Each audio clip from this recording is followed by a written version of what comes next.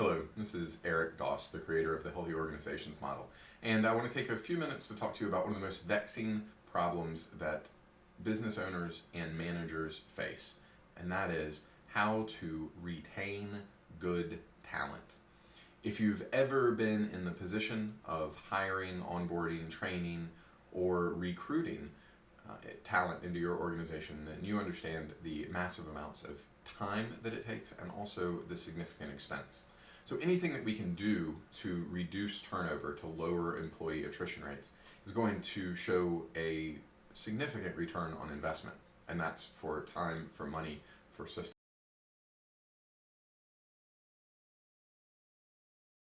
So before we get too far down this pathway, make sure that you are paying competitive rates for your employees.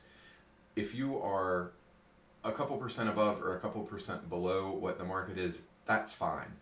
If you're 25% below what the market is, it doesn't really matter if you follow all of the steps that we're going to talk about today, because your employees can always leave and pick up a 25% bonus. So make sure that your pay is competitive.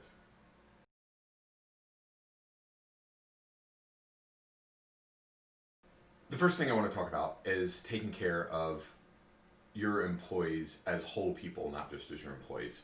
So I think that one of the things the pandemic has shown us is that life outside of the office is very complicated, and we are being pulled in so many different directions at the same time. If you think about your employees who are parents, they're being asked to be parents and teachers, administrators, counselors, coaches, friends, and disciplinarians to their children. If you think about people who are potentially caring for older adults, they're being pulled in just as many directions. And even if you're not in a caregiver role, your employees' worlds have been turned upside down. And it's really important that as a business owner, as a leader, that we're showing as much flexibility as possible to make sure that we are not adding stress upon stress. So what does it really mean to care for the whole person? Number one, it means to recognize that people have lives outside of your organization, and that they spend 2/3 of their day and all of their weekends, I hope, not working for you. And while you have a claim to their time because you're paying them, I encourage you to think about all the ways that you can be flexible when it comes to that time, and to come up with ways to reduce the stress that your employees feel. For example, if you have core business hours that require people to be present, that's fine. Let's say from 11 to 3 p.m. But if there's flexibility outside of those hours, then you should take a less prescriptive approach to telling your employees when to work and when to be productive. Because it's entirely possible that they work best in environments that, or in times, that don't correspond with the regular business day. And as long as that doesn't damage your ability to serve your customers, then you should be open to that. You should also know your employees personally. I don't mean intimately, and I don't mean inappropriately, but I mean you should know your employees as who they are, both inside your organization and outside.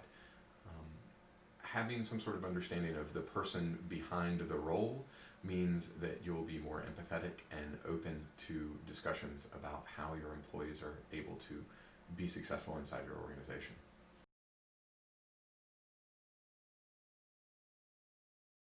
The second point that I want to talk about is professional development.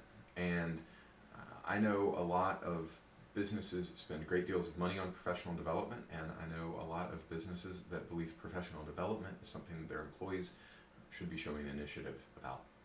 I'm going to be a little provocative and say that I think that a business or an organization should be paying for whatever reasonable professional development an employee is asking for.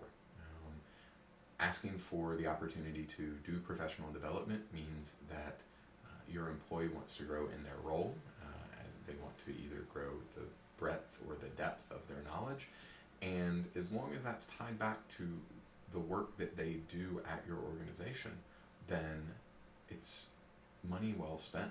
It's not just money well spent because you're going to have an employee who is more adept, who is more educated, who is more knowledgeable, who has more information to do the work that you have hired them to do, but it also aligns you with their career goals.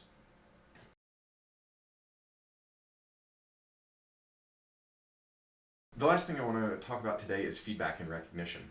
One of the biggest anxieties that employees have in an organization is not knowing how they're doing, is not knowing how their performance benchmarks against expectations, against their colleagues, against their kind of goals and needs for career advancement. And so feedback is essential to retaining employees.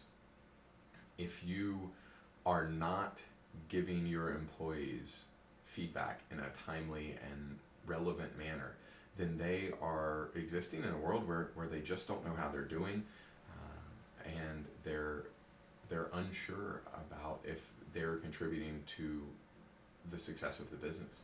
So in as much as possible, make sure that you have systems and processes in place that provide feedback in near real time. We'll talk about this more in a different video, but making sure that your employees are never unsure about where they stand is essential to retaining good employees.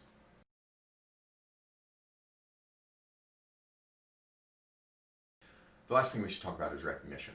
And when we talk about recognition, that's kind of the natural extension of feedback. So once we're in the habit of giving people positive and negative feedback, we also need to be in the habit of recognizing achievements in a more public way. Now, people will tell you how they want to be recognized. It's a very simple thing to ask your employees. Some people want to be recognized publicly at a staff meeting or at a company party or in a very public and open way, while other people would shrink back from that sort of recognition and would prefer a conversation between the leader and the employee, acknowledging their work and recognizing their contributions. People will also be really clear about what they think they should receive as recognition. Some people want promotions. Some people are happy to just have the verbal recognition that they did something well. Other people are motivated more by money or by title or by status or any number of things. So it's important to have those conversations with your employees, to ask them how they want to be recognized. If you have a great performer who is really shy, then you're doing everybody a disservice if you call them up in front of a company meeting and recognize the work that they've done. So it's up to you to get creative about how you recognize performance success. So we've talked about pay, we've talked about recognizing, supporting the whole employee, we've talked about professional development opportunities, and now about feedback and recognition. Before you go, I'd like for you to leave a comment in the comment section below this video and let me know what's the toughest part of those 4 things for you as a leader. What's the hardest for you to wrap your hands around when it comes to employee retention? And if you'd like to talk more about how healthy organizations retain employees better than unhealthy ones, you can contact me here, leave me a note. There's contact information here on YouTube. You can go to my website, www.erichdoss.com, and you can set an appointment directly from my website to chat with me. And I'd love to have the opportunity to talk about your organization's health and how improving that will improve your employee retention numbers. Thank you.